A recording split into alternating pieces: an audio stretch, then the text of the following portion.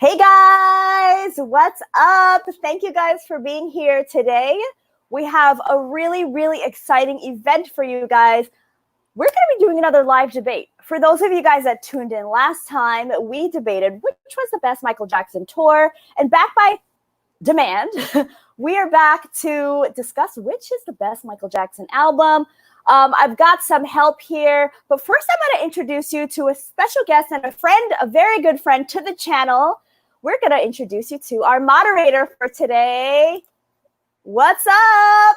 How you doing, MJ fam? What's happening? So nice to have you back on the screen, Randall. It's been a while. Yeah, we've been, in lockdown, but I'm excited to jump back on the channel. Thank you for having me again. No problem. Ready to contribute and hear the discourse about which album is the best. Yes, it should be really great. Should we introduce our debaters? Let's do that.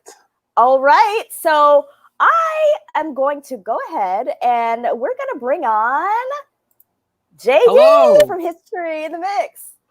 So I've got a spoiler for the debate. History is the best album. That's the whole debate summed up. All right. So we know which album he's representing, and his channel is History in the Mix here on YouTube. It is. All right. So next up, we have representing the Bad album, MJ Buzz. Hey. Let's go Team Bad. Yes. I see you got Michael's Bad stand-up back there. Oh yeah, we ready to Michael's go. there. We ready to go. Yeah. You already see what side he's on. he got his hand on the scale already. Yes. All right. And representing Thriller, we've got Miranda. What's up, you guys? It's me, Miranda the Moonwalker, and I will not only be representing the greatest Michael Jackson album of all time, but the greatest album of all time. So put in the hashtags Thriller Squad. Yeah. Wait, we're debating Sgt. Pepper? I heard best album of all time. Oh, Cancel me, chat. I didn't get canceled yesterday, so I'm going to get canceled today. All right. So we're gonna be here for about an hour and some change. We're gonna be debating, and if you wouldn't mind, Randall, he's the moderator for today. He's gonna be kind of telling us how this all works and what you guys can do in the chat to participate. Absolutely. So again, thank you. You can think of me as the maitre d' of the debate club today. I'll be passing off here and there, making sure we facilitate the conversation and get it going. How we're going to open is we're all going to have all four of you exactly to have a 1-minute opening argument for your album about why it's the greatest.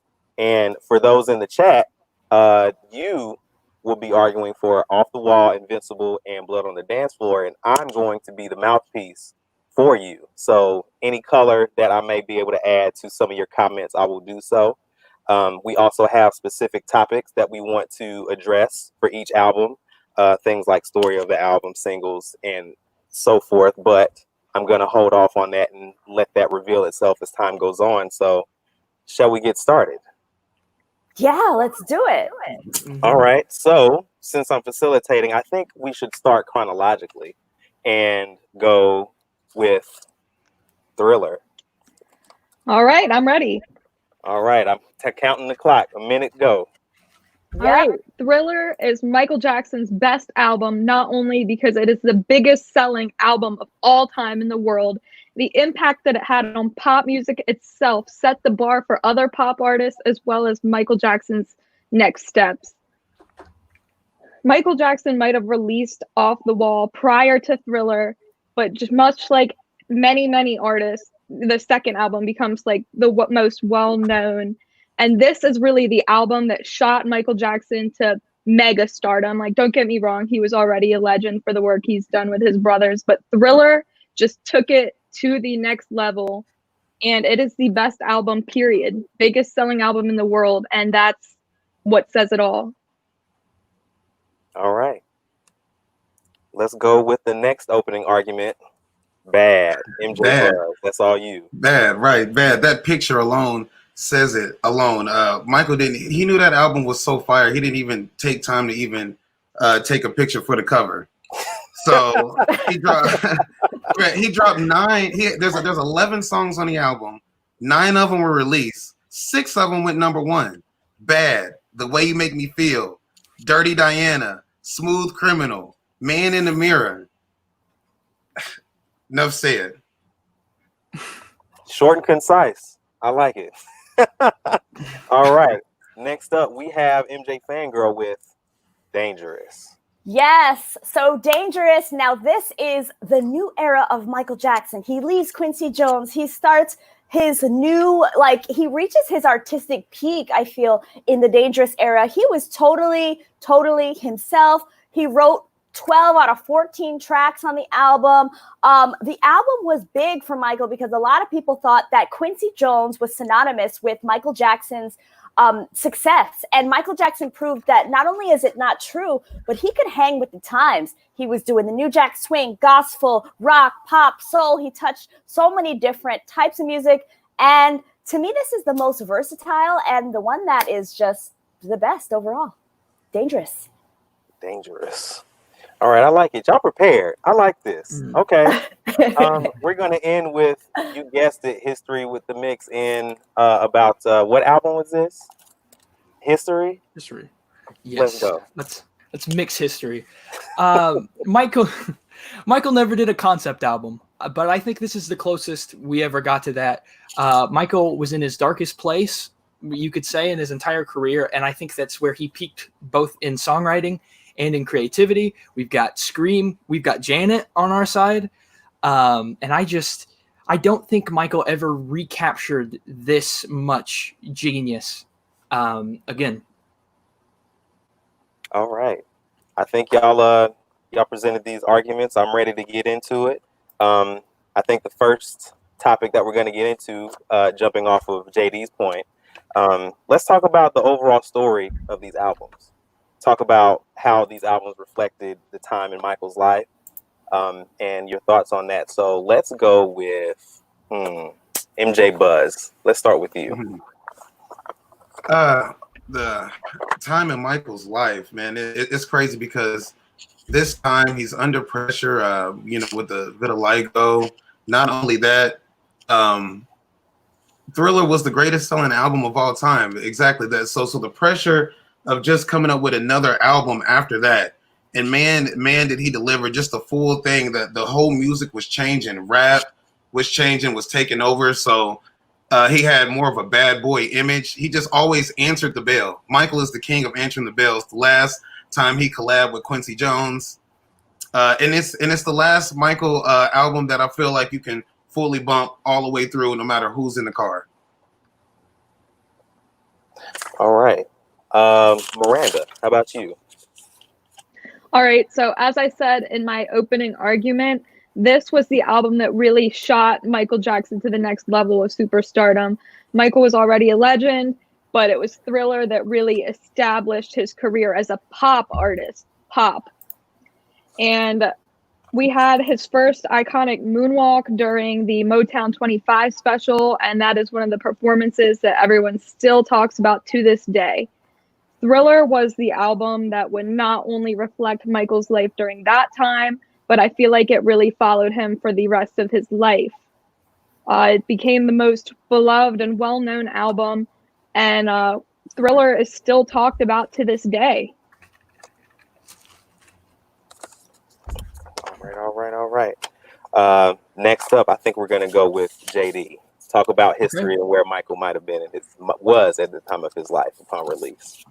Like I stated earlier, my History was created in the darkest time in the life of Michael Jackson. It was his first studio album since Dangerous 4 years prior, and so much happened in that time. He was cleared of abuse in 1993, but he'd gone through it all. He had the addiction, the rehab, starved himself. He was going through depression, all that. But like most creative minds, he pushed this negativity into this art piece, which is History.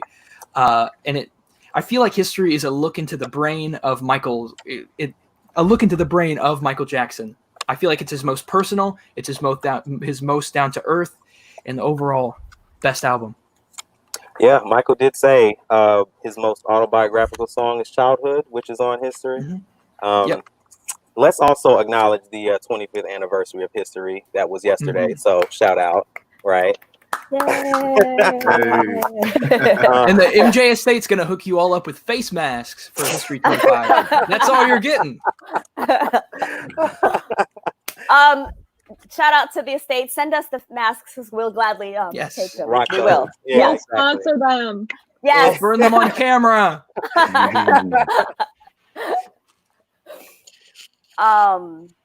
So I guess it's my turn. Yes, ma'am. Okay, so as we had discussed in the opening arguments, this is the independent Michael Jackson. Not only is he independent in terms of leaving the Quincy Jones bubble, but he also moved out, right? He moved out during the bad era. And this is the first album that he made while he was kind of like in his own world in Neverland. And again, he jumped right into some of the most popular music at the time, which was the New Jack Swing, and it was kind of dying out, and then he kind of revived it with Remember the Time.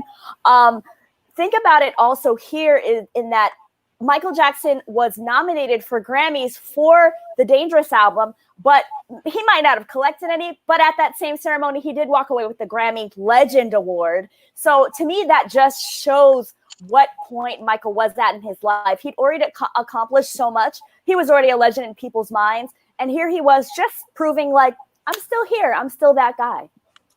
Absolutely. And Janet was also there at that Grammy award where she presented it to him. Yes. Let's go to the chat real quick and get some audience reactions about Off the Wall, Invincible, where Michael was at those times in his life.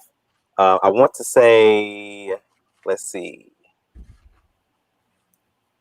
Jaleesa. Let's see.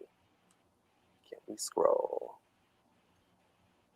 We're trying to pull the comments up on the screen. Yes, here. there we go. Jaleesa Drakes. She mentioned about Off the Wall. I feel like Off the Wall was one of the happiest times in his life, and you could tell by his vocals and the overall vibe of the album. Okay, I'm trying to look for it here, you guys. The chat's going so fast. I know. Y'all are so animated. I love this. Yeah. Okay, Jaleesa, where are you at? It may actually be good for her to type it again if she's, let's see. Oh, I think I see it here. Oh, yeah. And there, Selfa, I see another one. Pull Jaleesa's up if you find it. Yes. Selfa also mentioned about Off the Wall. It captures exactly what Michael was experiencing in his early 20s when he was going to places like Studio 54. Quincy and MJ put together timely sounds for 1979 while also being timeless. I want to say in the Off the Wall doc that Spike put together, L.A. Reid said, you know, the sound of New Year's Eve, you know, counting down to midnight, Don't Stop Till You Get Enough represents that sound, that moment the best. So that was a very interesting way he colored that moment with that song. Has to just see Victor 93 with Invincible, this is his greatest album. Oh, Ray of History mentions Invincible was Michael's most personal album. Yeah, at that time he'd had Prince in Paris and really a mature Michael Jackson. I think mature era gets a lot of love on Twitter. Some folks that call themselves Hee Hee Nation, not just MJ fan. Yeah. So, Ray of History mentions Invincible, although having a lengthy runtime, with Michael's not only very personal album, but Michael's final live release yet, which bookmarks Michael's career. Exactly. I'm MJ, having a hard time pulling up the comments. I think we're lagging here on our platform in the background. Oh, good. I just looked at them. They're flying in so fast. Right? Goodness. Right? What reactions to any of the Off the Wall, Invincible? Any moments at the time of his life here from other people's albums? Before we move on? Personal song, 2,000 watts. Come on, guys. Oh my God. Also, You can now MJFANGIRL put is on one your of her 3D favorite glasses. songs. Oh yeah, I love 2,000 watts. No, I mean, I'm gonna say that I agree with people that's that go for Off the Wall, because I feel like it was such a a really important time in Michael's life. And like he even said in his book, like that one of the things he said when he was making the album was just make it sound not like Destiny. He just wanted something that did not sound like his brothers. And he made like his own sound. Bless you. I was actually walking around the neighborhood yesterday, and 2 people stopped me and was like, original Off the Wall shirt. I mean, it makes an impact. It made such an impact. No, I definitely agree with all that too. Like Off the Wall, I mean, all of his albums, you know, are really good. But to me, to debate that point, no other album I feel like is Michael than Bad. You know, he was loose. He first started grabbing himself. You know, he was loose. He was Michael Jackson right there. You know what I'm saying? The fashion, the hair, no drip is better than the bad drip. Period. I'm gonna have to come in and say that I feel like Dangerous was just everything. You know, people remember Dangerous. Think about all the hits upon hits. We gonna get into that. Okay. Yeah. We're gonna get into that. Let's move on to the next point. So the next topic in this MJ Debate Club: notable lyrics and themes that you think represent your album the best. So let's throw it to JD. Sweet. Okay, so I would say History's main theme would be injustice. In almost every song, there's a lack of fairness from the speaker's point of view. Even the opening track, Scream, the first line of the album is, I'm tired of injustice, I'm tired of the schemes. It's easily Michael's most angry album, and I feel like that's when he's at his best. The man was cleared of this horrendous crime at this time, and so there are references to this, but they are very cleverly and geniusly disguised. So all the while, in true Michael Jackson spirit, he still has time to make room for the love of the world and all the other things that he mentions on the album. He doesn't make it about himself. I couldn't begin to put in all the notable lyrics, but I'm sure you guys can think of a few yourselves, so I don't run over time. Oh yeah. He think he hot because he BSDA. Yeah, that's a bar. Yeah. That's like one of my favorite tracks off that album. That's like, to think that Michael Jackson put out a diss song, right? Like that is, you know, profound, I think. Yeah. Ends it with a gunshot too. I forgot about that. Yeah. I totally forgot about that. I had it at full blast last night, and that part came on, and I totally forgot about it. And so it was fading out, so I turned it up. Bam! Real loud. Probably busted my headphones. Wow. Glad you had headphones in and not playing that on the speakers. I'm more of a headphones guy. I can't do speakers. Yeah. Miranda, notable lyrics and themes from this Thriller. All right, so love and relationships were definitely a big theme on the album. I have heard like a lot of fans say, oh, but there's no real like social anthem, you know, like Dangerous has Healed the World, Bad has Man in the Mirror. Well, let me just say, Thriller has Beat It. And even though that is like a fun, dancey song, it's still an anthem, and it's still an impactful message for the youth to just stay out of trouble, like don't get involved in fights, stuff like that. There's just like a lot of fun songs on Thriller, like Billie Jean and Human Nature, which is such a beautiful, beautiful song. But I would say that the main message is about love and relationships for that album.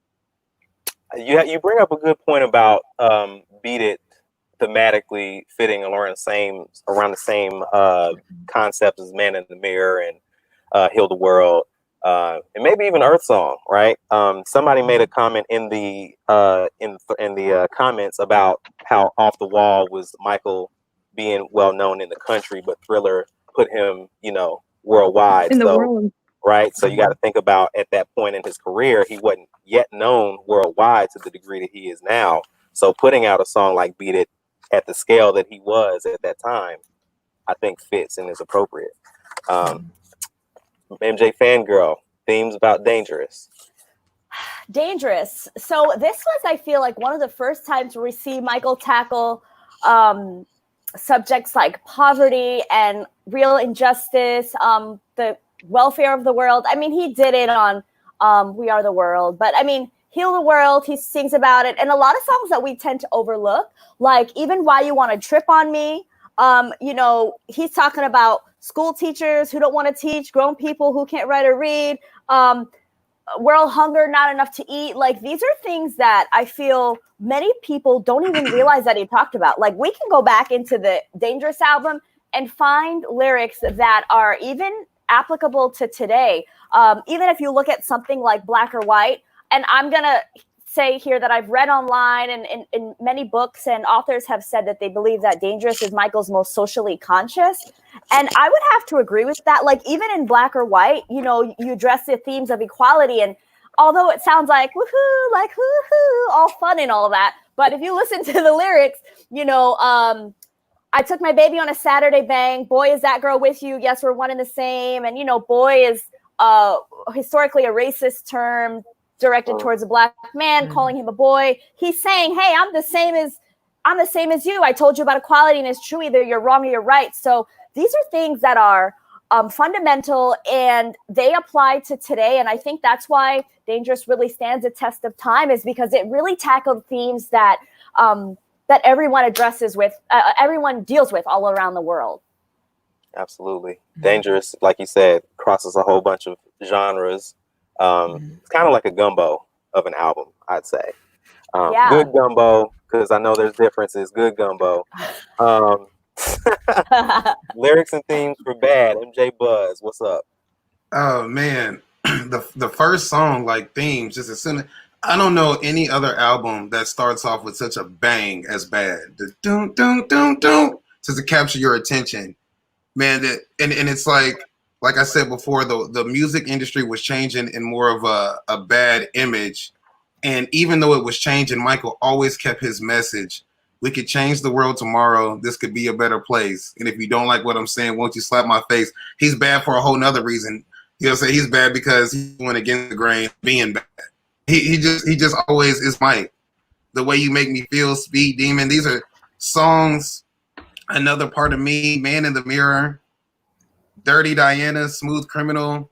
These are all just images that we see. You know what I'm saying? With this theme, the whole thing is Smooth Criminal is an image, just period.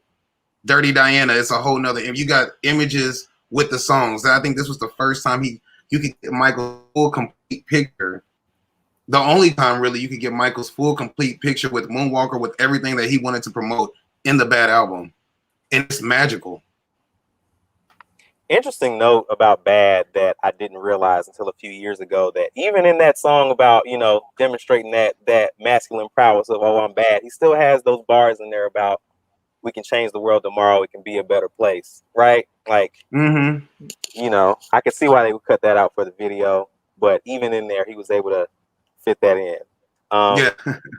Off the Wall, comment from that I just wanted to make sure I addressed. Okay. Let's see. Lollipop 081 mentioned Off the Wall was mostly Michael in the disco scene, and the first time that he broke out as an adult solo artist before Thriller, breaking away from just being little Michael Jackson. Great point, I think. Just to, like you said, MJ Fangirl wanted to make sure that it didn't sound like Destiny and sounded like his own, made it his own sound. Further down, I see the BC Network. Invincible is more of a soft-spoken melody kind of album. Songs like Heaven Can Wait, Speechless, Cry, You Are My Life, Butterflies, etc. We had a discussion about this a few weeks ago about Invincible. And I think Invincible gets has a lot of. I love Heaven Can Wait, Break of Dawn. Like, I'm glad that Break of Dawn it gets love on stuff like number ones like that. I think should have been a single. I love Break of Dawn too. Sorry, go ahead. No, that was really it. And the only thing that I see for Blood on the Dance Floor, Ghost has the best lyrics on Blood on the Dance Floor. Shout out to anybody defending Blood on the Dance Floor. You have all my respect. I see one, you guys. I see one from Swift. I'll put it up. Put it up. Blood on the Dance Floor. Yes, deserves praise with Morphine, one of the darkest and most personal songs in his career. I'm glad you said that. Okay, so if anybody notices, there's a refrain in the back where there's a vocal from a woman that says, "You heard what the doctor said," like it's very faint. It's from a scene in the movie The Elephant Man. Wow. So yeah, deep cut. So go back and look that up. So any thoughts about these themes and albums from his career that you want to discuss? I'll take Morphine, and then Blood on the Dance Floor can have Come Together. Fair trade. I mean, I just feel like Blood on the Dance Floor is really dark, and I feel like I always went to Michael Jackson for a type of escapism, to like listen to things that I could relate to, and I felt like that parts of Blood on the Dance Floor are so dark that I didn't tend to listen to it as much. But now, I mean, I'm kind of feeling like I got to give it some more love, because I feel like understanding that part of Michael gives a deeper understanding to him as a whole, as an artist. I agree with that. I can honestly say I listen to it more now as an adult than I did back when I was younger and first becoming a fan of Michael Jackson. Yeah, I want to give a shout out. Also, I'll put it up. Tajan said, Blood on the Dance Floor, one thing I'll say is It's Scary for You is one of his greatest songs. Nobody talks about. Yes. I have to say too, just I don't know how y'all discovered Blood on the Dance Floor, but back in the forum days, early 2000s, stumbling across a title song first and then finding the album in, the stores and like, what is this? Like, this is around the time of the special editions when they came out, right? Like, that wasn't re-released. So seeing that and hearing all of those songs and being like, where was this? Like, where was I? And then to discover Ghosts after that, like the short film, I think along with history, I think Blood on the Dance Floor is like a coda to some of the themes that are brought up on the history album. I'm gonna stand alone here, I guess, because I've heard it being bashed, but I love the remixes on and every single one of them. I'm out. And every single one of them, especially Too Bad. Especially Too Bad. I don't know, right? I just heard somebody bash that the other day. I was like, I'm Stranger in Moscow dance mix. Hey, you have to be in the mood for it. You know what I'm saying? But it bumps. The only one I like is the history remix. No, Force, you are the kingdom. Yeah. That part. The only one I like is Too Bad. Wow. Yeah, Too Bad is fire. Blood on the Dance Floor 25. You heard us, Estate. Let's get an album out. Man. What's a shout out to the refugee camp mix for Blood on the Dance Floor. Wyclef. Yeah. I think that's one of my favorite remixes of that era. I love that. I love the music video too. Yeah. Even though it was just like the same thing, but I liked the way that it was worked. Yeah. Also, really quick, you guys, if you're in the chat, we have 252 people. Please give this video a thumbs up. All right. And subscribe. Yeah. Thumbs up helps us here. If you guys ever wonder why YouTubers always say, give us a thumbs up, it means engagement, means that YouTube will spread the video. So anyway, that's all for me. All right. Next topic, album singles. How many singles did each album have and how did they perform on the charts? Let's go with MJFANGIRL first for Dangerous.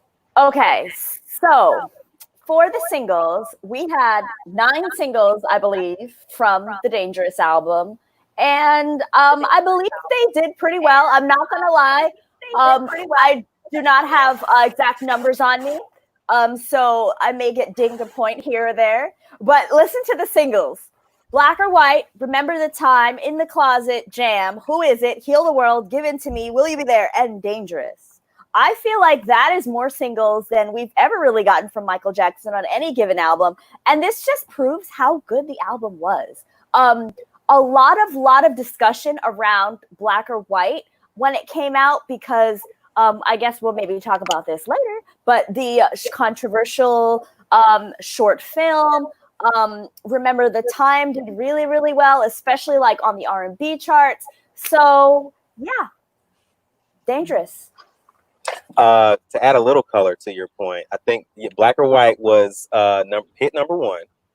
And Remember the Time, I believe, was number 3 or 2 on the chart, but never hit number 1. Ah. Yeah. So almost there. Let's see. Sorry, I see a super chat, so I have to highlight the super chat. Oh yeah. Before it Prince goes away. Christian. Yes. I'm always torn between Off the Wall and Dangerous for my favorite albums ever. Love the History remix and love you guys. Hashtag MJFam strong. Hey. That's quite a schism between Off the Wall and Dangerous. Both fire albums. Like, don't get me wrong. I think, if somebody that might like Bad might like Dangerous or Thriller instead of that like Departure.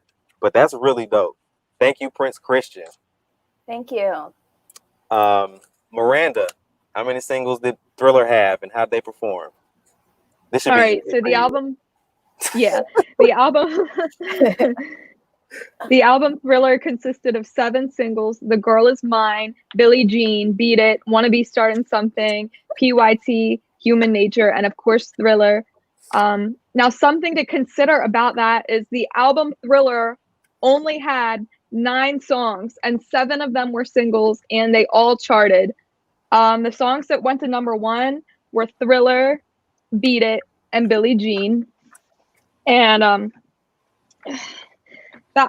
Thriller is still charting basically every Halloween. The song Thriller charts, and that ain't going anywhere. And other songs have charted in recent history. Billie Jean and Beat It have charted in recent history. So with the Thriller album, songs from it are still climbing the charts here and there today, 30-something years later, and that's iconic.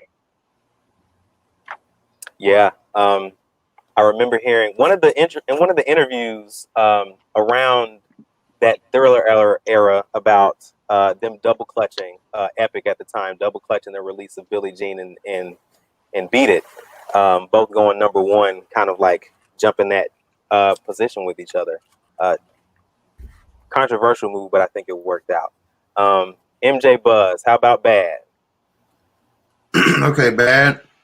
We had 9 released songs. I Just Can't Stop Loving You, Bad, The Way You Make Me Feel, Man in the Mirror, Dirty Diana, Another Part of Me, Smooth Criminal, Leave Me Alone, and Liberian Girl. 6 of those releases went number 1. Smooth Criminal didn't go number 1 in the US, but it went number 1 everywhere else.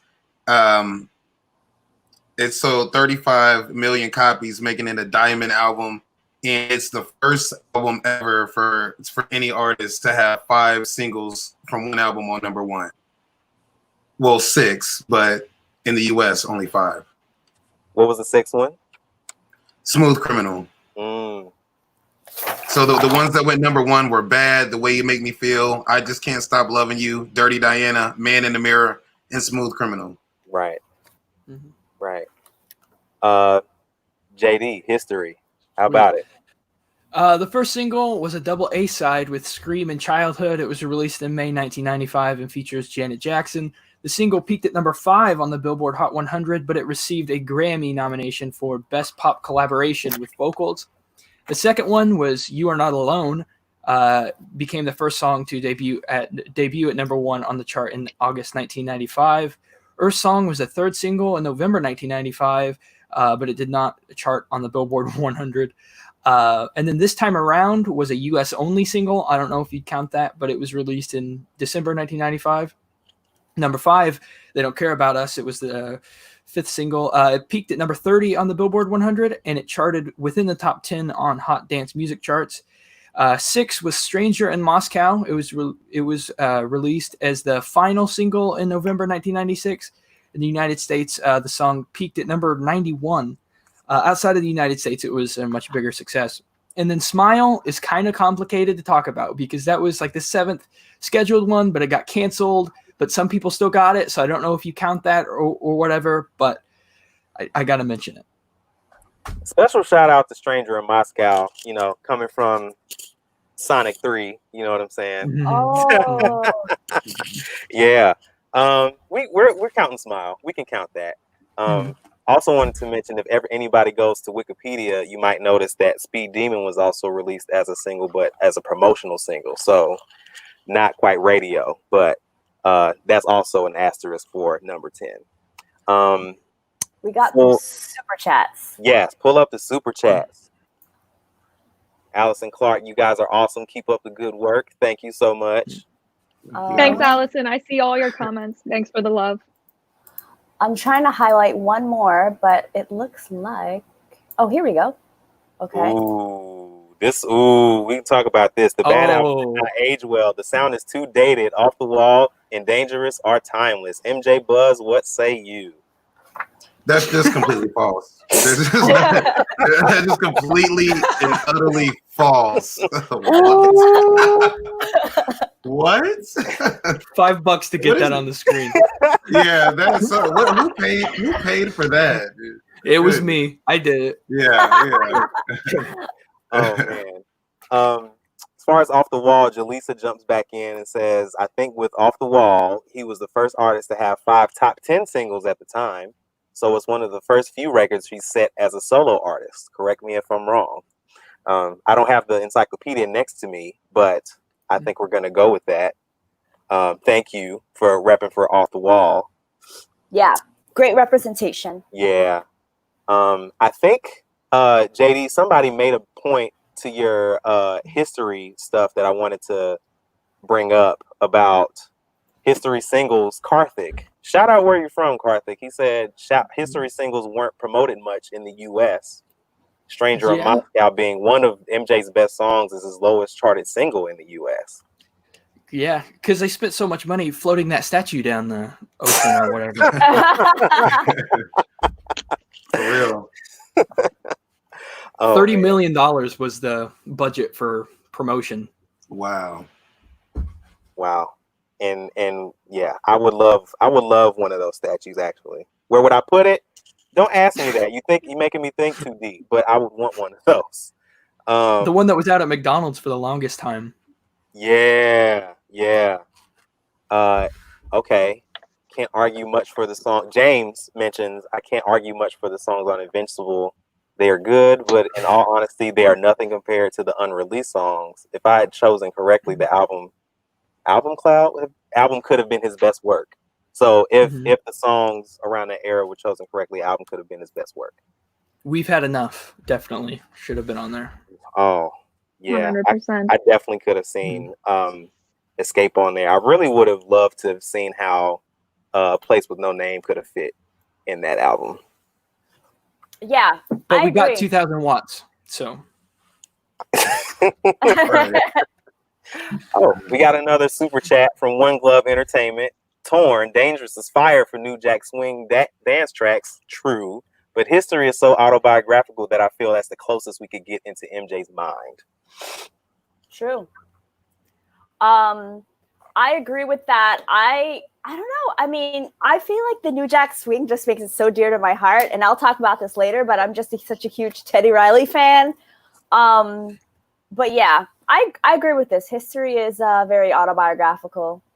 I would also, you got something to say, JD? No, we got another super chat. Oh, it's yeah. pretty expensive. Oh. We're eating good tonight.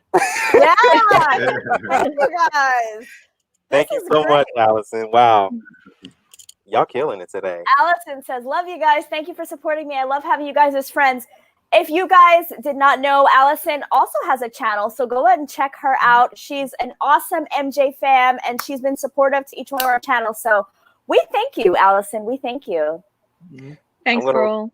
I'm going to read one more off the wall before we move to the next one. Although Selfa211 mentions, although Off the Wall was nominated in R&B categories, it had success more compared to major pop records.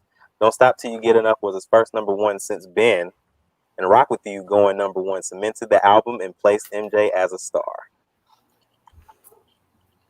Yeah, I think, and what's interesting to note too is I think the success or relatively lack thereof of Off the Wall drove what eventually became Thriller. So, next topic. Next topic. So, cultural and social impact of the album. So, when the album dropped, over the next couple of years of promotion and people listening to it, how did people react? What society was like at the time? everything in between. So let's start with JD. Okay. So, Michael was already being talked about a lot with everything that was going on. Some of this didn't help, but a lot of it did. Like we stated about sailing a statue down the river may not have been great, but it was widely talked about for its lyrical themes. As I mentioned earlier, They Don't Care About Us shined a light on issues that are still relevant today. Scream creatively rewrote how powerful a collaboration could be. Earth Song, being as successful as it was, probably changed thousands of people's views on how they treat the planet and everything. So I believe that history may not have had the biggest impact, but it definitely had the most important socially. Absolutely. Let's connect that and let's go to MJFANGIRL with Dangerous. Cultural, social impact of the album. Yeah, so Dangerous. I want to read a little bit from Rolling Stone. It says that the album was a triumph that doesn't hide from the fears and contradictions of a lifetime spent in the spotlight. Despite his offstage Peter Pan image, Michael Jackson's finest song and dance is always sexually charged, tense, coiled. He is at his most gripping when he really is dangerous. And I feel like there was a great cultural impact from Dangerous because it was risky. And Michael Jackson, let's talk about Black or White and like the whole backlash with that. Like, I think a lot of people thought that Michael Jackson was just, this kind of like happy-go-lucky star that really didn't want to address real issues. And then when he got on that car in the Black or White short film, he showed everybody, I'm going to address it and I'm going to put the words out here. And that was his first time, I feel like, really dabbling into expressing himself. I also want to talk about the fact that, this album was different in that it covered so many different types of music. And I think this really showed Michael Jackson's versatility as an artist. And it's funny because I always hear people talking about Invincible as Michael Jackson's return to R&B, but I feel like he used Dangerous for that as well. Ooh. So that's kind of a big point. What are some of the R&B tracks you think heralded his return to R&B? I mean, Remember the Time, for sure. Even a song like, I don't know if Jam would count necessarily. Jam counts to me as like an R&B song. Dangerous, like they have like that industrial R&B type of feel. And I feel like it was a different type of R&B, but it was still that. Okay, we'll count it. Let's move to Bad and MJ Buzz. What's up? The culture on Bad, it's a time when you start the culture was so heavy, it was so impactful. It's a time where they started recording and stuff. That's when you start getting the clear YouTube stuff, when you start being able to still be able to research and see almost everything, even his practices, because it was so fire. They ended up making a video game off of it. They ended up making a movie off of it. It was Warner Brothers' first release or only release home video, went straight to home video, and it sold over 88,000 copies in its first 4 months. It was released. It was the number one release video. It was the number one release video on the Billboard video charts for 22 weeks. So the impact of it, people still want more. I put that video on to this day, and my daughter is hooked. That's right up there with Paw Patrol and the rest of them. You can't mess with it. Right up there with all the rest of it. How did you do with Baby Shark? Baby Shark, it's cool, but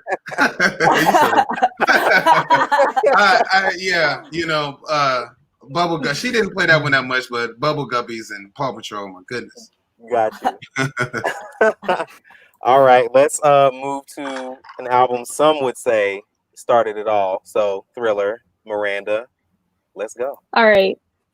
I could go on and on about how the cultural and social impact Thriller had on society. It still impacts society to this day. As I mentioned before, you can't go to a Halloween party without hearing Thriller. And not only do you hear Thriller, everyone just automatically knows the dance because of how iconic it is. Get ready, y'all. I can go to Target and buy a Thriller shirt while hearing Billie Jean played over the intercom. That right there says it all, guys. I have Thriller socks. I didn't order these online. I got these at a mainstream store. And just the fact that you can buy Thriller merch like a lot to this day, guys, it is disappointing that you can't go to Target and buy a Dangerous shirt or a Bad shirt, but that just goes to show you the impact that it had on society, because it's still such an iconic staple in culture. Yeah. Okay, I'm not done. I'm not Well, I sorry. didn't think you were. I was about to say, like, So, as far as charting goes, Thriller spent a record-breaking 37 weeks on the very top of the charts. That's just at number 1. That doesn't even count the other 280-something weeks that it spent, charting out in other positions. The album itself just changed music forever, and it broke down racial barriers on MTV, and everyone in the world just came together over a mutual love for this album. It was truly a cultural reset and phenomenon. wow. Okay. I'm done. You came prepared. Okay. Yeah. Let's move to some comments. We have talk- one. There's super another chat. super chat. Exactly. Exactly. You read my mind. We're eating good tonight. Red Lobster, everybody. Yeah. Whoa. Wow, from Allison again. Thank you, Allison. You were awesome. She says, being friends with MJ fans is a great sense of freedom and joy, including each and every one of you. Aw. Hello.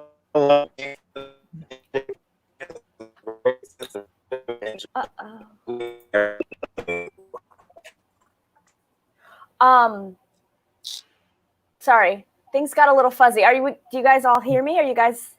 Yeah, I hear you. I don't- okay. Yeah, I I can know now. Randall's frozen. Randall's me. frozen. Oh, Well, there you go. Yeah, there What's we go. Yeah, we're back. we're gonna buy good equipment with all this super chat money. Yeah. Okay. I won't be broadcast 360p. The next super chat is important because I did forget to mention this. Here we go. The all black cast for Remember the Time definitely had a cultural impact, along with the black lead director John Singleton. May he rest in peace. Absolutely.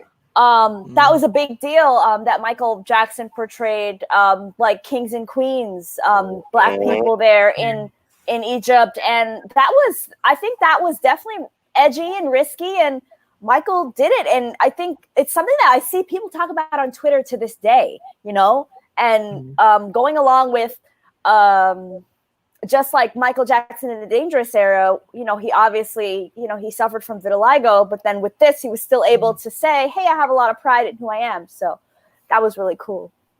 One of the pieces of choreography heard around the world. Yes, definitely.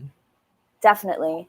Not that it needs any more fuel, but Thriller, back to the racial barriers, let me fanboy for a second.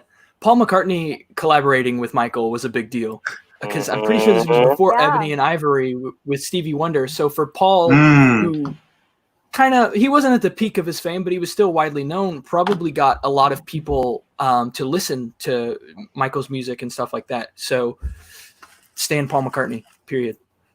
That's true. That was at a time of radio where it wasn't so segmented. Right, everybody listened to the same thing, so having Paul McCartney co-sign, I think, was a huge deal. Stan Paul McCartney. The BC Network. Let's talk about Invincible. You Rock My World is just a huge impact for Invincible. He even performed it as a special outro song for the 30th anniversary celebration concert, which MJ Fangirl attended. I always have to say that every time I hear that, because you have to flex. I just have to give you that. I was there. Let's see. More. Oh, Invincible is the fastest selling album, even over Thriller. Um, I think that is true. Does Oh, anybody know wow. that? Yeah, like Yeah. It took Thriller. Thriller came out in 1982. It didn't win all those awards till 1984. Right, because that was But like you gotta after. Oh, sorry. Go ahead. no, go ahead. No, I was gonna say because Thriller was kind of like a slow build, right? It was like it was Motown 25, and then the Thriller video that like contributed to all that. Right. His later albums are gonna sell faster than Thriller because Thriller is what established him as an artist. Right. And Off the Wall, I want to say somebody. Oh, Selfa 211 mentions Rock With You was a big roller skate record, but I do believe there was a bigger cultural impact with so many people at the time trying to kill disco, which was racially motivated. On the Off the Wall showed that hate can be squashed. Wow. Yeah, I do. Off the Wall definitely does have the disco flavor, but I think the instrumentation is what makes it more timeless than most. Because I don't think of bell bottoms. I don't think of like afros or platform shoes when I think of Off the Wall. I think just the way that it was crafted with everybody that worked on it, with Rod Temperton and Quincy Jones, and Paul on that one too, with Girlfriend. Yes. So yeah, right. So I think he had a meeting of the minds to make that album, make sure that it persisted through the generations. Blood on the Dance Floor. Blood on the Dance Floor. Any takers here? It looks like a lot of more people are like really caping for Off the Wall today. And Invincible. Yeah. I think one of the things I think of most, which I think everybody does about Blood on the Dance Floor, is that it bore the Ghost short film. And you have, you have these debates like every Halloween, like which one is better, Thriller or Ghost? And I think part of that is born out of, Thriller being present so long and Ghost not really getting is just desserts. And Ghost being longer and having more complicated, well, depending on who you ask, complicated choreography and all of that. And really showcase Michael in more of an acting capacity than I think you've seen before. So, I think that may be the crown jewel of Blood on the Dance Floor era. Yeah, I agree with that. Any other thoughts before we move on to the next topic? I'll keep my Blood on the Dance Floor jokes on the inside. Somebody... this is Debate Club, JD. So, well, you can't forget about how Stranger in Moscow Dance Remixed changed the world. Everybody was streaming that. Yeah, let's look at this comment. That's a good comment, Joe. Is the best-selling remix album, and that Stranger in Moscow remix is the reason why. Yeah. Yeah. Wow. People tend to forget about that for some reason. Jump in the chat and let us know if you like MJ remixes or not. Like, I'm a very big MJ remix fan. Love MJ remixes.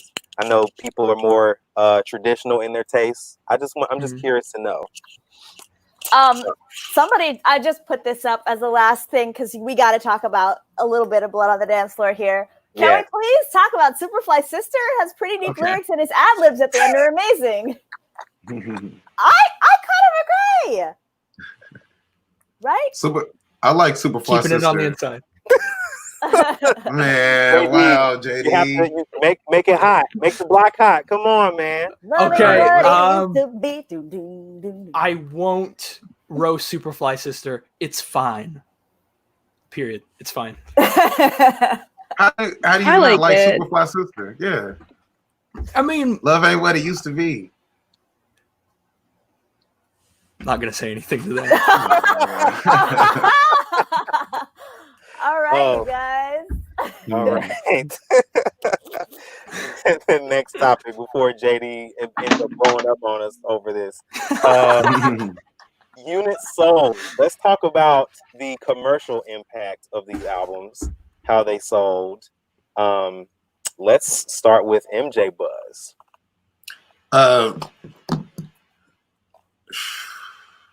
It sold 35 million copies, which made it go diamond. That's pretty much what I got on that one. 35 million copies sold. It went diamond. Shoot. Okay. Succinct. I like it. Right. Let's go to Miranda for Thriller. Unit sold. All right. So as I've said multiple times, Thriller is the biggest selling album in the world, and in the US, this is debatable. I'm not even going to go into it, but the second biggest selling album in America. It's hard to really configure just how many copies that Thriller has sold over the span of its lifetime, especially now with streaming services. So when I was doing my research for this, I'm not going to lie, reports spanned from 66 million all the way to 120 million. And that's like a really big difference. So it's hard to tell. But that doesn't even count the number of albums Thriller has sold secondhand, yard sales, record shops. And I think that that's just as important because it's what's keeping his legacy alive. People might not be buying it in the store anymore, but I know for me personally, when I was a kid, I would see Michael Jackson albums in record stores and yard sales, and I'd pick them up. And that's how I started supporting Michael and supporting the movement. Nice. I wanted to bring up in here. I find that hard to. This is on Miranda's side, low key. I find it hard to believe that since Michael's passed, he's been the top sold on the Forbes list, like dead or alive artist, and somehow the Eagles have passed him on Thriller. I don't believe that at all. And that's not even an album; it's a greatest hits album. So I feel like it's disqualified anyway. Me too. I don't believe it either, but. Yeah, I don't believe that. America. They I should like do the the Eagles. rules. I like them. I like them too, but on Guitar Hero, I can't out the Hotel California. I like them too, but Thriller is on another level. 100%. Real quick, super chat. Yes. Prince Christian. They keep doing it. Your nasty ad libs on the break on Superfly Sister or Fire. Right. That coupled with the dry snare at the end of that song, that's probably one of the best stretches of music on that album. I'm not saying it's a bad song. It's a fine song. I don't know why the chat roasted me for that. It's fine.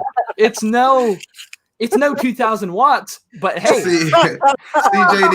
CJD, that was a whole different era. It was about beats in those eras. It was about vibes. Yeah, I know. You know what I'm saying? I know. You listening to Lil Pump and everything else over there. Oh, no. I'm insulted. Let's get it.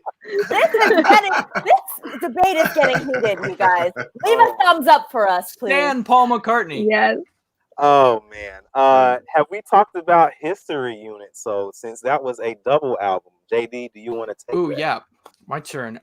History debuted at number 1 on the Billboard 200 and at the top of the R&B hip-hop albums chart, selling over 391,000 copies in its first week alone. It was certified 8 times platinum since then. Sales are currently estimated to be around 20 million worldwide, and it is still, right now, the best-selling multiple disc release. Yeah, I got a few copies. Yeah. I know y'all saw this, but this is the Japanese version. Like I have 2 other. Yeah, so cool. Yeah. So it's an album. It got some hits on it. MJFANGIRL, did we talk about Dangerous? Yeah, so Dangerous also debuted, just like in Michael Jackson fashion, at number 1 on the Billboard 200 Top Albums charts. And I think it also, well, according to my research, topped at number 1 in 10 other countries. And it was the best-selling album worldwide of the year of 1992, which is pretty cool. And according to Today, at the time it sold 32 million albums worldwide as of 1998. But then I also checked and I saw a book, actually one of the books I'm referencing says that it sold 40 million copies. And that was the most recent figures that I could find. So I think Dangerous did pretty well. Yeah. 2 things I think to note that I think of. One, there was Dangerous was so hot, there was an incident of people trying to steal the album, like steal about 100,000 copies. Wow. Yeah. So it was, people had to have their hands on it. And two, I'm of the opinion that Dangerous was on track to challenge Thriller's sales record at the time. It may be an unpopular opinion, but that's mine. So, just like, Yeah. I'm not gonna hold that back. Like David holds his stuff back. I'm gonna offer that up for the people.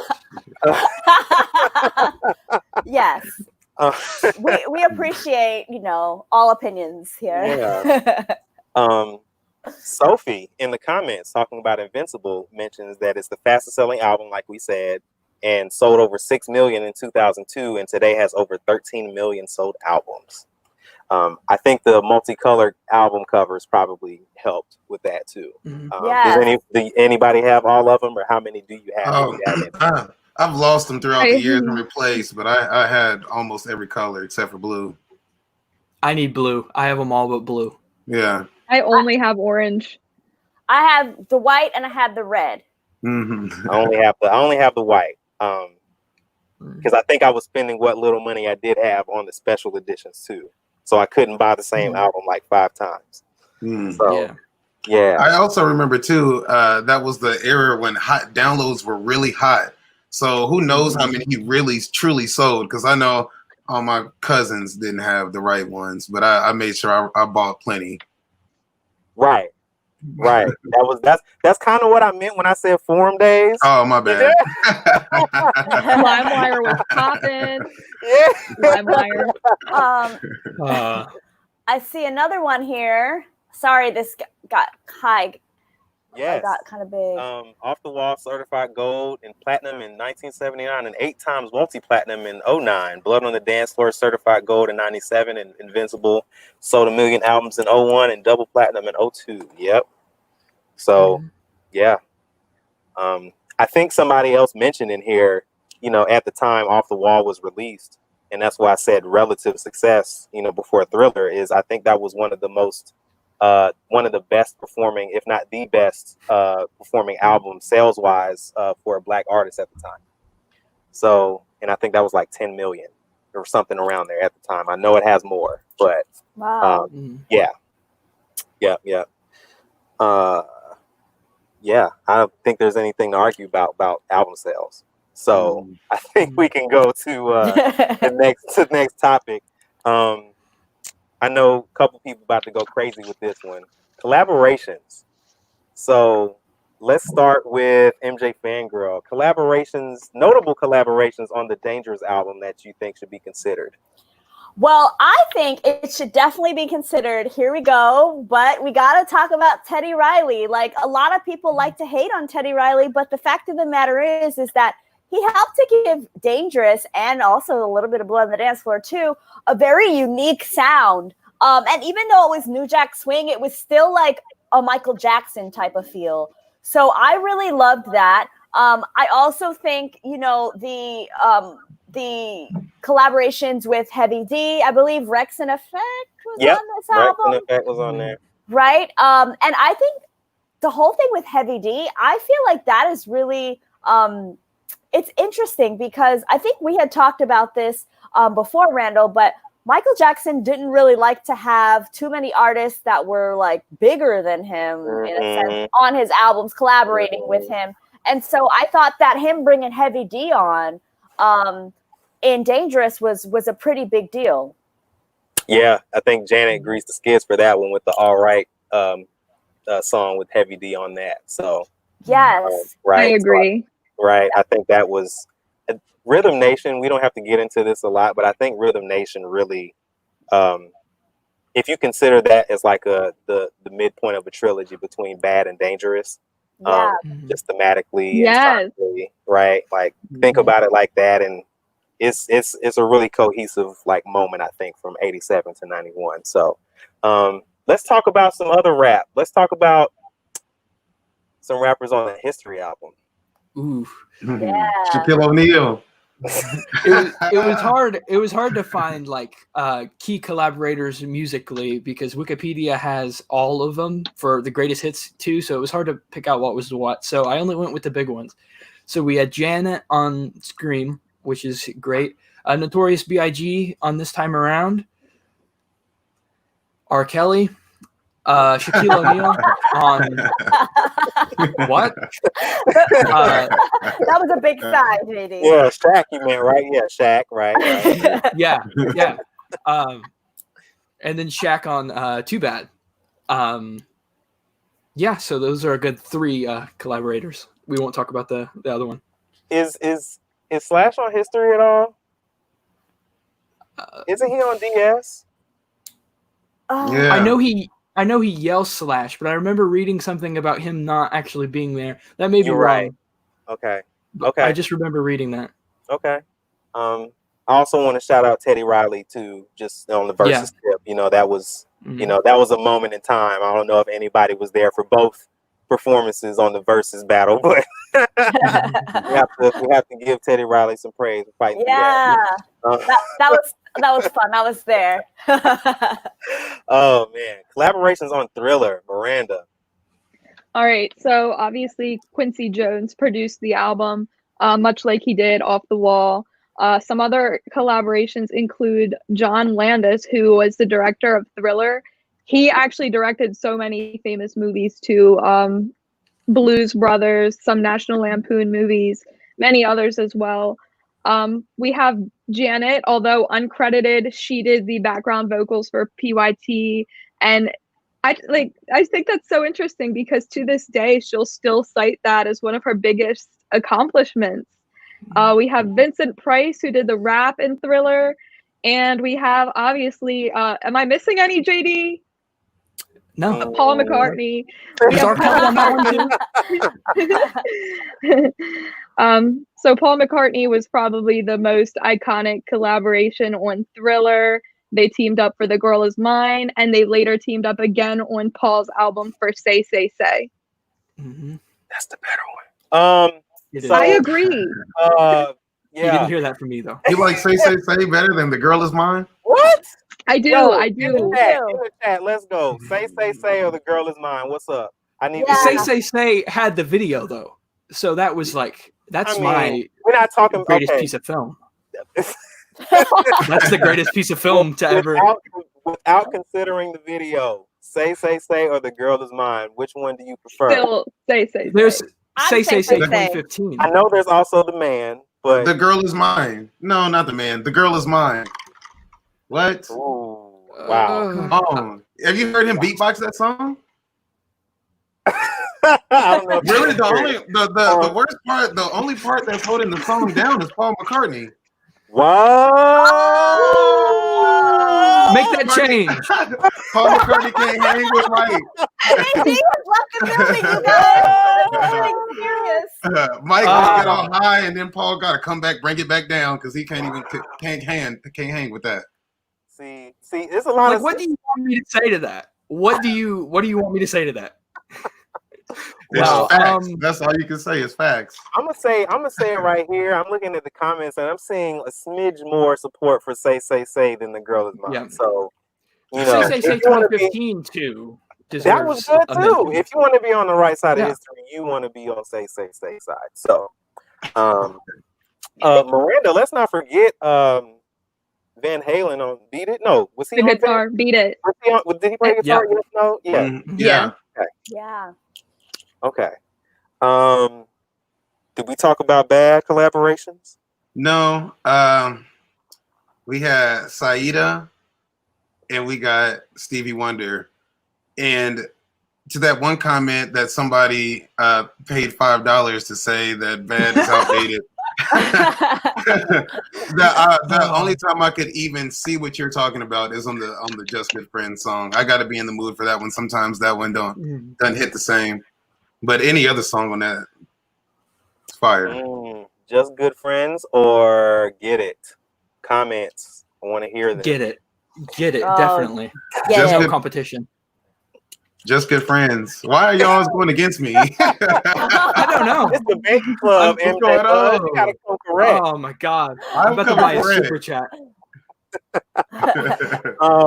Wow. Okay, let's get some off the wall and some Invincible comments in here. So I see some off Paul the wall McCartney. stuff. Paul McCartney was Right. on Off the Wall too. Selfa 211 mentions Off the Wall was a huge risk for Quincy with the sound. This we know because the record label said Quincy was too jazzy. Had songwriting from Stevie Wonder, I Can't Help It, and Paul McCartney with Girlfriend. Most importantly is probably Joseph not being a part of it. Okay. That I Can't Help It is probably our Girlfriend is my favorite collab with Paul McCartney and Michael Jackson. Like songwriting wise? No, just because Paul McCartney's not on it. Oh, I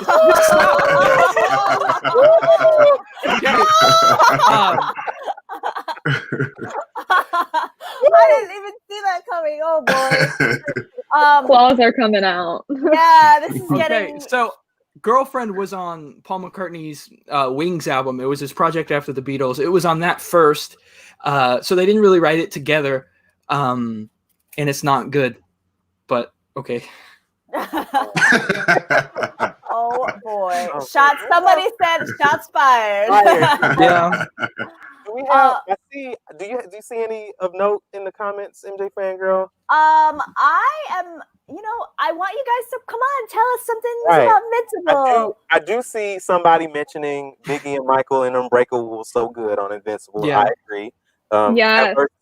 If you look the song up, it's originally from a Shaq song. So there's another overlap with some history stuff. The song is called "You Can't Stop the Rain." That's where that verse comes from. Yeah, Biggie Smalls, MJ on the opening track of Invincible, Unbreakable. Yep. Invincible, Latin Presence, and Heaven Can Wait, and Carlos Santana. Yes, yes. I think that is a cool factoid that both Michael and Carlos collaborated. Two people that won 8 of these Grammys. So, by the way, what's you guys, that Grammy for? Right. Randall made that. You guys, Yeah. a Lego master. Yeah. that's in my sick. spare time. In my spare time. I see a comment that says Heartbreaker remix with Paul McCartney for the Invincible album. Invincible 25. We got to get Paul on that. Wow. Oh no! Oh, I do. Somebody mentioned this. Mentioned a couple collaborations that I just want to shout out. Y with 3T in the history era, Yeah. right? And in the dangerous era, you got "What's Up with You" with Eddie Murphy. So, you know, classic song, should have went number 1 on the charts. I'll fight anybody. That video. About that. Yeah, the video. What? Best? No, short film, baby. Oh, I'm sorry. Canceled. Yeah. So, and another one that was an almost, well, a sort of, Crytan. Michael almost did a collaboration with Freddie Mercury. So Yeah. you know, talking about those, you know, 3 songs. There's more to life than this. Is one of them? Yes. Yes. No. Yes. State of Shock. State of Shock. I see somebody said serious. Somebody said Serious Effect with LL Cool J. I really like that one. That's one of my favorite songs. Yeah, that's the jam right there. Serious Effect. I'm trying to figure out how that didn't make the album. Where is Dangerous 25? Yeah. Where's Dangerous 30? That's my Right, question. right. My goodness. Hey, well, shout out to the History 25 fans. History 25. Well, Wait, I just didn't hear what saying, you you guys know, like they're going through the same. Yeah, History 25 fans going through the same thing that us Dangerous 25 fans going through. Oh yeah. Yeah, they just, you know, want to give them some love. Okay. Floristry collaboration for Butterfly on Invincible. Yes. Originally recorded by Marsha Ambrosius, and she tells a story all the time of Michael taking direction from her as he's singing it, and she's freaking out like, wow, I'm producing Michael Jackson, like this is not real life. Which I think I would have the same reaction too. Like if Michael asked me if I'm hitting the note right, I'm like, whatever you're doing, fire. Like no notes. I saw another one. How do we feel about We Be Ballin'? I love Ooh. it. No. You like We Be Ballin'? No, what? No, be ballin'. I like the hook, the chorus, but Me too. It's so good. yeah, the Michael's part is cool. I don't like It that just- one. Okay, I mean, I'm not gonna say anything. I'm just gonna sit down, smile. I do have a note about Yeah, that. JD, I know you're with me on that. But And we can move on to the next topic. But before I do that, interesting note about the We Be Ballin'. Yes, that was a song to promote the 1999 NBA season before that was locked out. So another note that MJ crosses over with basketball in 2009. Player called Meta World Peace. He changed his jersey number to 37 to represent the 37 weeks that Thriller was at number 1. Wow. Oh, right. That's dope. Did not know that either. I didn't know that. Yes. So you know me coming through with the facts. So there was, you remember Eve on Butterflies remix? Did we say that one? What remix? The Butterflies remix with Eve. Oh yeah. Oh, Yeah. yes. oh, And Jay-Z with You Rock My World remix. Those were really good. Yeah, I just found out about that Jay-Z one. What? Yeah. Mike Jackson a pop? What? Chris Tucker Yeah, too. Wait, Chris Tucker. Oh, With the wrong leg. Yes, that Chris Tucker. Chris Tucker on Invincible. We got a super chat, guys. Oh, Blue Gangsta King. Yes. What's up with you as an acid trip? Yo. I love What's Up With You. It's like my favorite. I like It the is song heavy, too. though. Mhm. I love the song. Shall we move on to the next topic? We only have one more. Yes. The big one. Did I freeze? Okay. All right. So speaking of short films, here we go. So speaking of the not music videos, but short films that illustrated the sound from these albums. So I think I want to start with Miranda. All right. So, Thriller is the greatest music video of all time. It changed history for music videos to come. When Thriller was released, MTV would play it twice an hour. Do the math. It's a 14-minute video, so that's about a half an hour over the span of an hour, each hour. That's ridiculous. Wow. The album itself has 2 more iconic music videos for Beat It and Billie Jean. And these are both 2 videos that it doesn't take a Michael Jackson fan to know and love these music videos. Every single person would know the Thriller jacket, the Beat It jacket. It's just, they're the most iconic music videos of the 80s, I would say.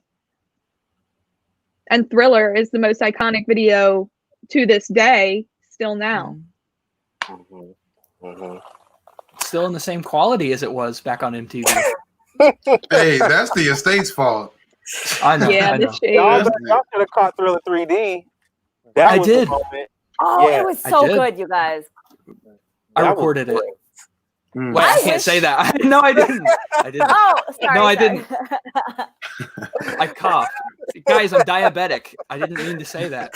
Oh, no. Oh man, yeah, no, Thriller 3D. I saw it once. No, twice. I saw Thriller 3D twice. So, I yes. actually don't think I saw it. What did it play before? House with a Clock in Its Walls with Jack That Black. nobody has That's talked me. about since it's came out. Correct. It was a terrible movie. That was pretty bad. Yeah, That was rough. But yeah, Jack took my Black, mom to see it, and then saw it again on another time in IMAX that time. So I saw it in IMAX once, so that was great. Yeah. Allison with the super chat mentioning. Oh, wow. Yeah, comments are going too fast. Imagine how we feel, right? Like, Yeah. trying to include you guys, and y'all are going off, which is great. Wow, short films. Let's go to Dangerous. Okay, so Dangerous had so many iconic short films, and I'm gonna go ahead and say that this album had the most iconic short films because of the star power. Like, I know that Michael Jackson is a star within himself, but think about it.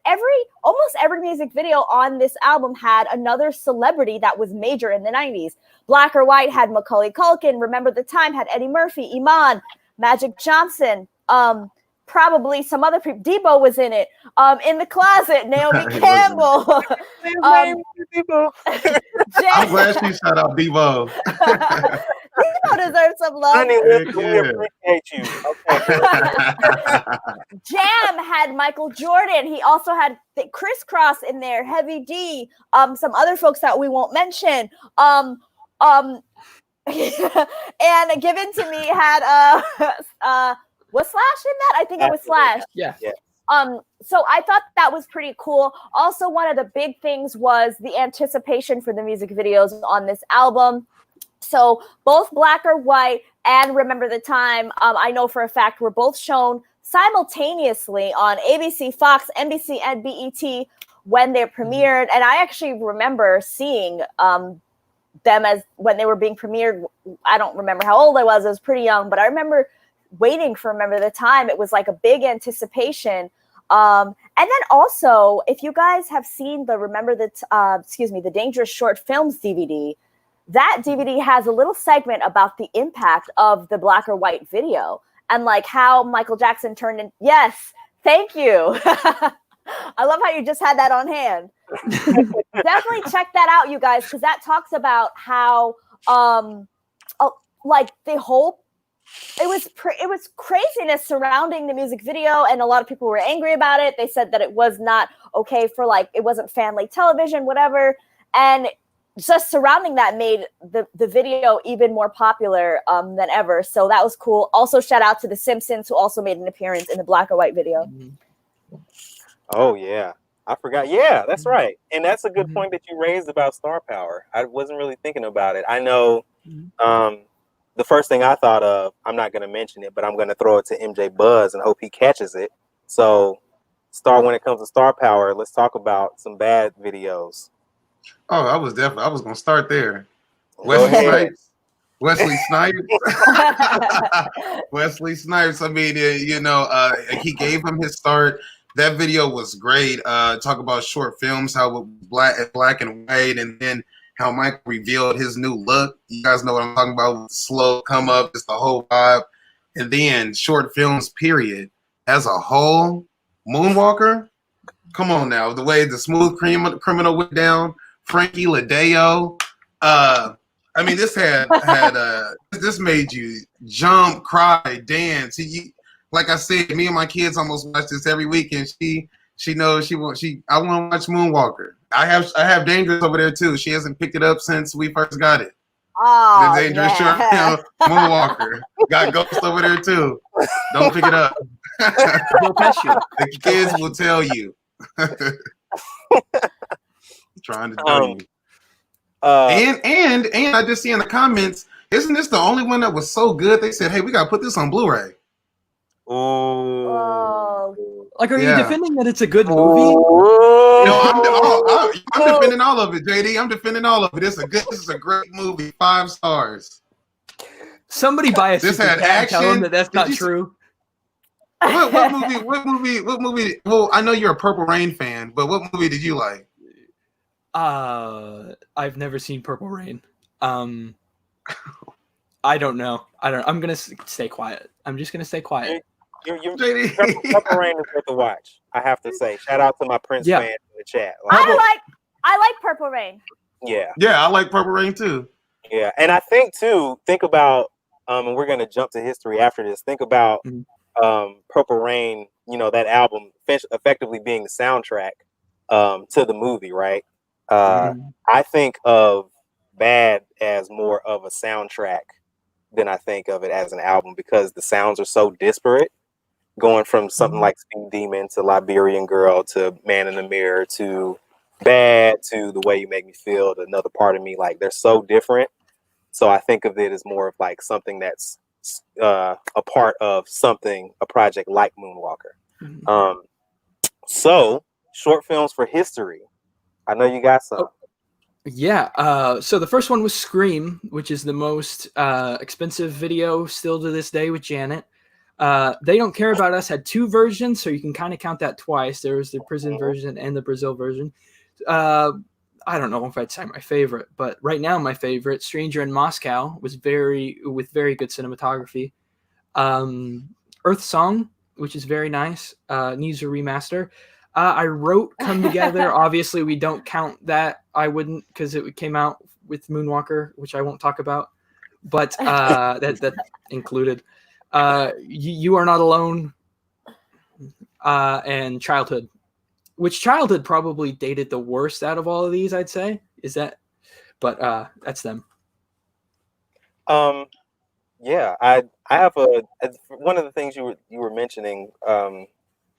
No, I'm not going to get into it. I'm full of JD. I'm not going to get into it. So, that I do have. I know people have some of these.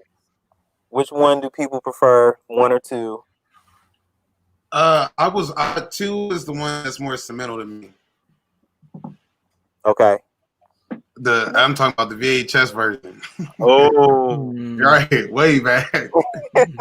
I like number 2. I have very vivid memories of watching the They Don't Care About Us video in Brazil and being like, oh my gosh, that's so cool. And also the Dangerous performance, I think the 1995 MTV Music Awards was on that. Yes. So that was cool. That was like the first time I really saw it, to be honest with you, because I don't think YouTube was a thing back then when I first saw the DVD. Is anybody the making of or the Thriller VHS? Like the making of? I do. Right. Me too. Somebody actually stole that from me. I used to have it. Yeah. Oh wow. See, I would love to have that. That needs to be remastered. High key. Yeah, they talked about it. I'm pretty sure they did. They screened it at least once. Does anybody remember that, or am I making that up? I heard they screened Making of Thriller Remastered and Thriller 3D like the first time, and then we never saw it. They did it at I went to the premiere in Canada. They did it in Toronto Film Festival. They showed them both back to back. Oh wow. So that so was it cool. exists. It doesn't exist, and they better release it. Captain That's a EO is warning. being said a lot. Yeah. Captain EO. I see Captain EO mentioned over here for sure. Yeah. The Wiz is also on Blu-ray, it says. Yes, The Wiz. Wow. I didn't get that on Blu-ray until I heard JD say something about that. Actually, that is one of the most fire Blu-rays of all time. Yes. It looks way different than the original. Oh my goodness. We're gonna agree on this. I love this. Yeah, we're gonna agree on that one. Captain EO also needs one though. Captain EO looks great. Yeah. Yes. I would love to fan-made put my 3D glasses and wear that, from 2,000 watts. That's funny. It exists too because they brought back Captain EO. They brought back Captain EO right after Michael died at Disneyland, and it was remastered. Yeah. And it was amazing. All of these things exist somewhere. Oh, you saw it, Miranda? In John Branca's Secret Dungeon. Oh wow. Wow. I was young when I saw it though, so I don't remember. Right. Looking for some comments, MJ Fangirl, because leave your guys' comments in the chat. This is we're coming down to the last few minutes of the debate, so leave your comments about Off the Wall, Blood on the Dance Floor, or anything related to what we've said so far. We'd love to get your feedback. You Rock My World is said quite a bit too. Yes. For Invincible. Yes. It's fine. Yes. Ghosts. I was about to pull that up. Yeah. Okay. So You Rock My World is good. It tells such a cool story and is just such a great short film. I wish he would have done more short films for Invincible. And I think that one was very clearly like a short film, right? So I think that was well crafted for sure. Yeah, I agree. I love the You Rock My World. I waited for it, and honestly, when I first saw it, I was like, man, this is kind of similar to like Small Criminal when I first saw it as a kid, but I have grown to love it. Like, it really makes me like want to go to like Havana. It's got the Miami vibes. I loved the leading lady. Kashia Dudley. I love that because that's the first time we saw a leading lady like really do her thing and dance, and that was cool. Yeah. Karthik mentions the triple MJ dancing and Don't Stop Till You Get Enough was innovative for its time.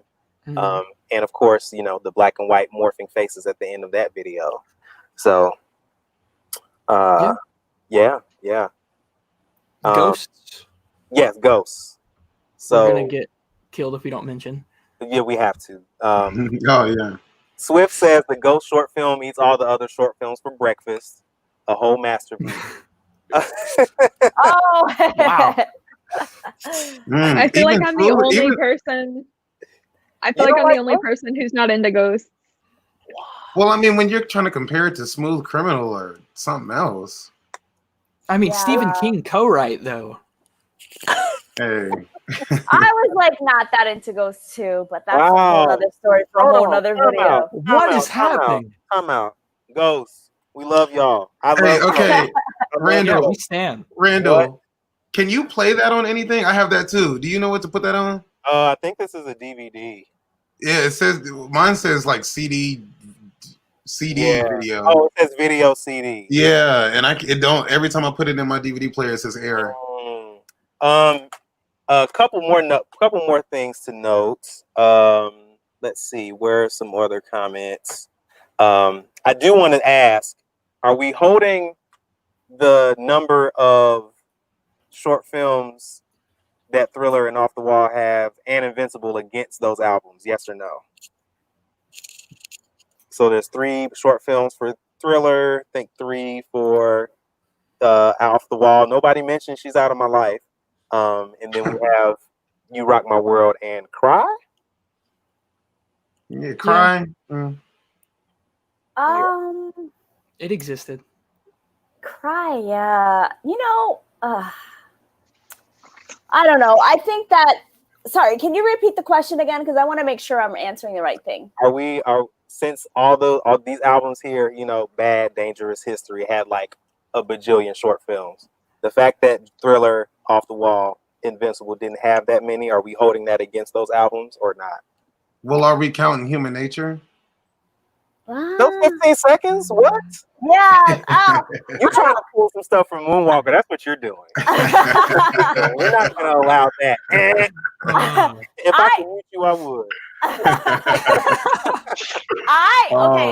I personally don't hold it against them because I think like Michael Jackson really focused on like the crafting of the music there, whereas later on in his career with Bad, Dangerous, and History, he really cared about like the short film because he saw what it could do after Thriller. So in his defense, I don't mind. And then Invincible, he just didn't get the support, and we know all about that. So there were a lot planned. There were a few. Yeah. Yeah. Did we pull up Allison's super chat already? Oh, am I missing one? I see one. Mentions that she didn't like the spiders in Moonwalker. Oh, I can't access it here, but thank you, Allison. I wish I could put it up. I still have her original one. Yeah. The comments Joe disappeared. Pesci too. Right. I didn't mention Joe Pesci. Yeah, I said Frankie Ladea. I don't know. I didn't know his name. Yes, Joe Pesci. Yep. Yeah. I know he's big. I know that's bad. I'm sorry. Somebody said this. She's Out of My Life was filmed in the same day as Rock With You. Okay, I didn't know that. Also, I didn't know. Get One More Chance. I love One More Chance. I mean, we could forget One More Chance. No. Let's just forget back shots. We Be Ballin'. Let's forget We Be Ballin' and keep One More Chance. Okay. Miranda mentioned it. Chat, I need to hear it. One More Chance or We Be Ballin'? Which do you prefer? None of the above. One more chance is better than We Be Ballin'. The man. I don't know. Oh my goodness. I like the street mix of We Be Ballin', so, you know. I agree with this. Nelson says, why is One More Chance released in the #1's album? It should have been on Invincible. I agree with him there. I think it would have done really well on Invincible. Was it recorded before Invincible? Yeah, I agree. Well, it came on the #1's album. So one album came out. Right. I remember just a One More Chance single with like 5 different versions with like Neptunes and Like I think R. Kelly again. I don't have a lot of DVD here with me. It's back in Atlanta, but yeah. This is very sweet. Thanks, Janesta. I'm 52, and I'm glad that the young people are talking about MJ. Very impressive, great content. You know, I had a conversation with somebody before, and they were like, you know, it's you would think a generation like ours would prefer, you know, the stuff about bad and dangerous, the eras of bad, dangerous history. But I appreciate Miranda holding it down for Thriller. You know what I'm saying? Like, yeah. And off the folks in the chat for Off the Wall too, like holding it down, showing it love. So yes. Yeah. Oh, and one more thing, and then we'll move to closing arguments. If you ever find this on Laserdisc, which I have, you'll find the MJ Mega Remix on the Laserdisc and the VHS. So the regular remix is not on this. So yes. I want to hear that. That's cool. Yeah. All right. So we've talked about short films. We've talked about how much these albums have sold. We've talked about the impact that they've had on society. We've talked about the themes of the album. We've talked about the lyrics that represent those themes, the people that contributed to the albums. And now we are coming to the close of Debate Club. Closing arguments. This is your time to stake your claim and say why your album is the best Michael Jackson album. And since we started chronologically, we're going to go in reverse this time. So we're starting with JD. Okay. History was Michael Jackson's peak in songwriting, creativity, musical ability, and overall mastery. After getting through as much as he had, he manages to call these issues out without even having to mention their names. And they're still just as iconic. And he still found time to tackle bigger problems that didn't have to do with himself, a lot of which we still deal with today. If this doesn't prove how before his time Michael Jackson is, I don't know if anything will. Okay. All right. Mic drop. Exactly. I have nothing to add. MJ Fangirl. Why is Dangerous the best MJ album? Dangerous is the best MJ album, and I'm gonna go out and say that when we got the special edition, there was nothing else on it because it's just perfection in and of itself. I mean, it's 77 minutes of just non-stop fire music. There's so much range in the type of music that's on this album. Like I said, from you've got the R&B to New Jack Swing to hip hop to gospel to rock to soul to you wouldn't even talk about Keep the Faith, right? That gospel track, that was massive. And so I feel like Dangerous is the album that Michael Jackson was independent. He was on his own. And I feel like, honestly, this is the album that a lot of people relate to, Michael Jackson fans and non-fans. It's got the really, really lighthearted hits, you know, Black or White. You've got Jam. You've got Why You Want to Trip on Me. All these songs with like very deep meanings, but they still sound cool. So yeah, I feel like Michael Jackson accomplished a lot with that. And he achieved the Grammy Legend Award. So I don't know if that's relevant. I think it probably isn't, but I just wanted to throw that in. A for effort on that one. How about Thanks. that? Yeah. MJ Buzz. Why is Bad the best Michael Jackson album? Man, I believe Bad. It becomes obvious that that Bad is the best Michael Jackson album when you are around non-Moonwalkers. I love Keep the Faith, and I love Gone Too Soon, and Smile, and things like that. But when I'm around I'm a Moonwalker. You know, of course, I'm gonna love those songs, but my friends are gonna look at me like, you know, it's like a needle, and they're like, "What is that?" You know, but Man in the Mirror. All of them, that whole album, like I said, you can completely play it.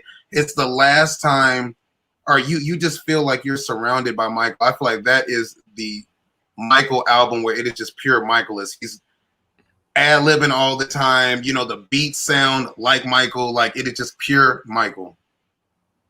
Like nobody else could sing those songs. Yeah.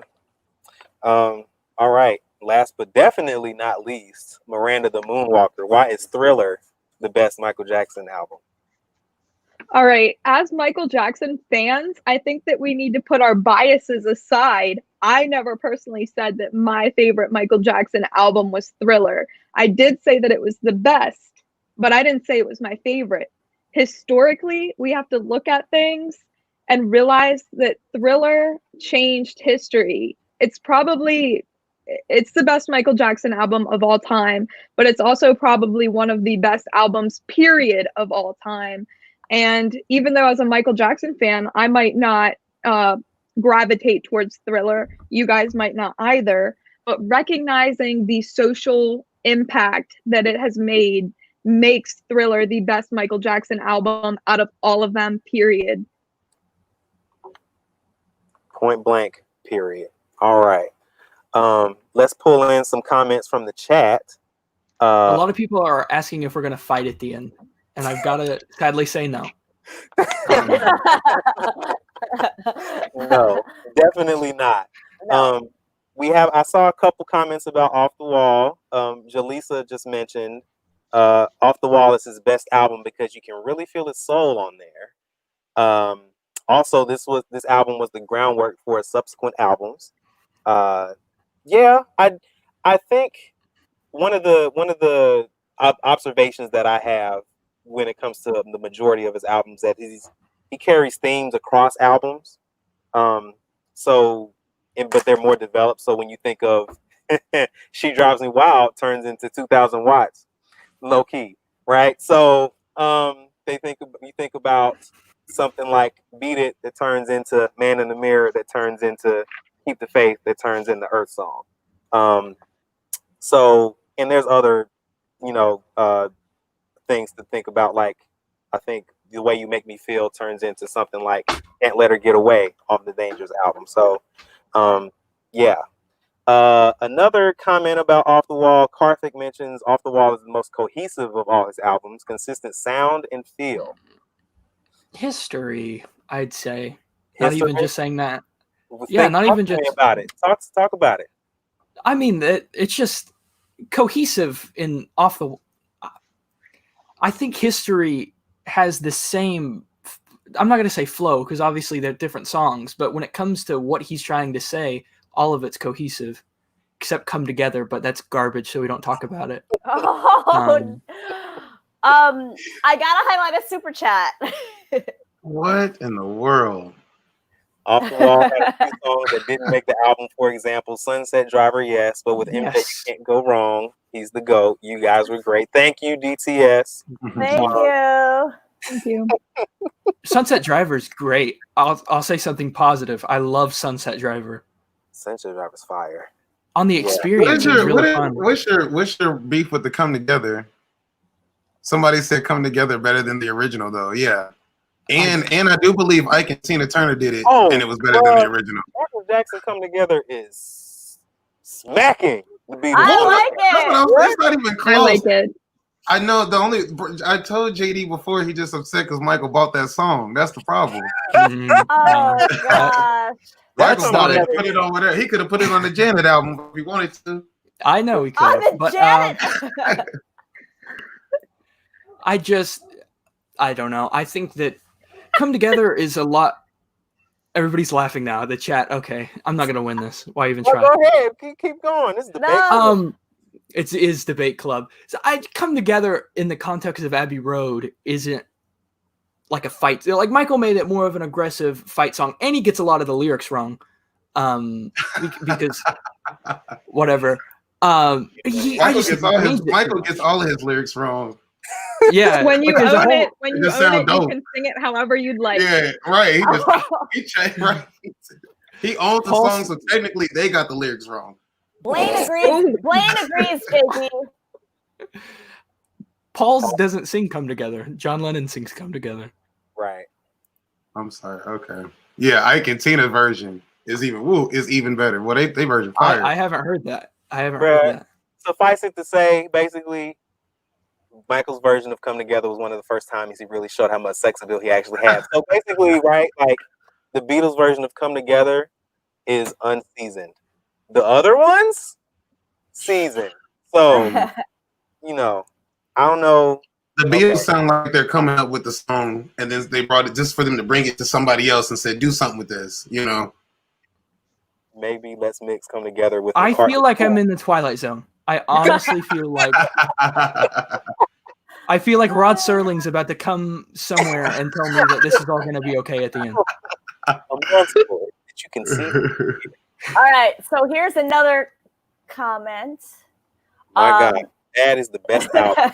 It has complete creative control. It has all genres of music in the album. Every song there is a gem from Bad to Leave Me Alone and others. And you're probably counting Just Good Friends in that too. So bless you. So Yeah. Bless you. Dangerous is his best album because it was Michael's peak. Why You Wouldn't Trip on Me has an important, relevant message. His dancing is remarkable. His vocals are off the chain. Soulful in his ballads, tours, etc. I went this entire debate without mentioning the history tour. Can I get a round of applause for that? I like the history tour though. Munich '97 holds me down. Yes. Yeah. Do we have any? Just Good Friends was great. Do we have any people talking about Off the Wall being the best or Invincible? Excuse me. Where's Blood on the Dance Floor being the best album? Where's Blood on the Dance Floor? Where's that squad at? I'm really, I have to say, like, I'm good. I'm being a fan of remixes. I'm glad that he released that album and said, okay, like the kids can have these remixes, like officially sanctioned remixes, as it were. Not to say that they didn't come out on like singles and stuff, but to have them collected on an album, I think that really was my introduction to remixes, period, of MJ's. So going from that to discovering stuff like Frankie's favorite club mix of Rock With You, and going from there, like I think Blood on the Dance Floor has to be commended for that, at least for me. History is a soundtrack for the movement right now. Yeah. Yeah. They don't care about us. They don't care about us. Yep. But DS too, just really the whole album almost. Yeah. And Injustice, like JD said. Money. Yeah. Yeah. Mm-hmm. Martina says, am I the one that can't really choose the best Michael's album? I mean, I love them all. Choosing one for me feels like betraying the others. Hey, yeah, this is a hard battle. It is. I think I think I can speak for all of us to say we all love all of Michael Jackson's albums. But I think it's cool for fans to like get together and each share different points of view.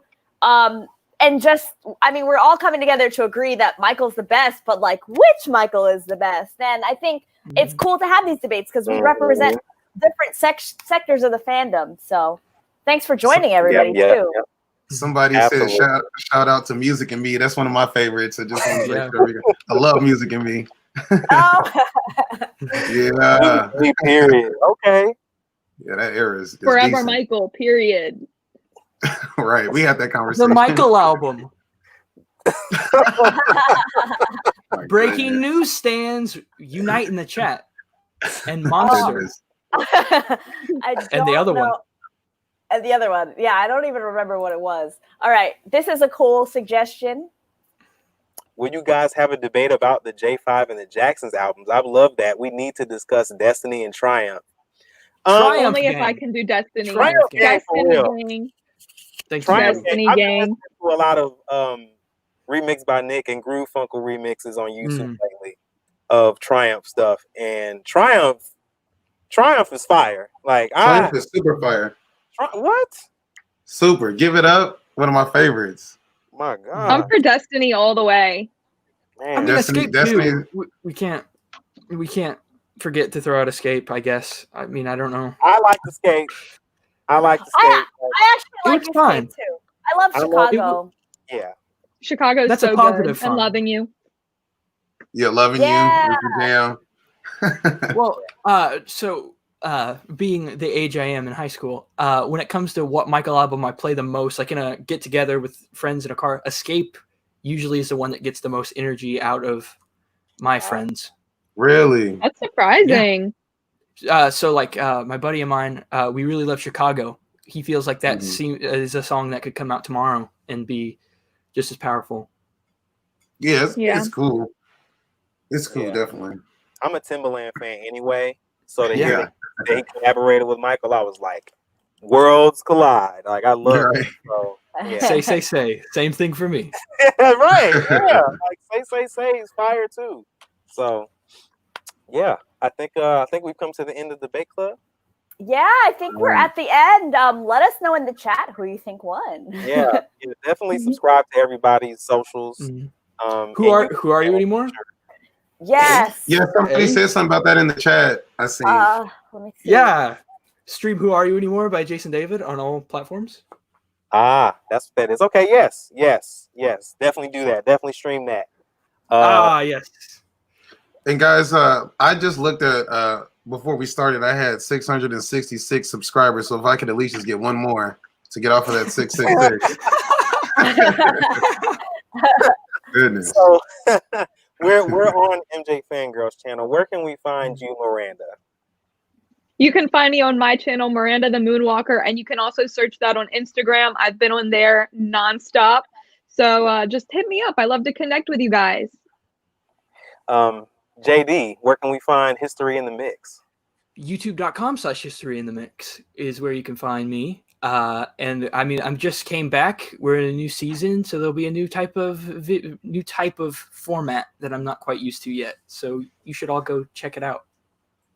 Yeah, you just released a video about the MJ fam community, so I'm excited to get into that. Yeah. Mm-hmm. MJ Buzz, where can the good folks in the community find you? All right, you guys can find me on YouTube at MJ Buzz 317. All right. MJ Fangirl, I think the floor is yours. Yeah. So you guys can find me right here on MJ Fangirl TV or also at MJ Fangirl blog on Twitter, Instagram, and Facebook. You can follow Randall at the Rock Files. He is on Instagram and Twitter. Hit him up. He loves to chat also.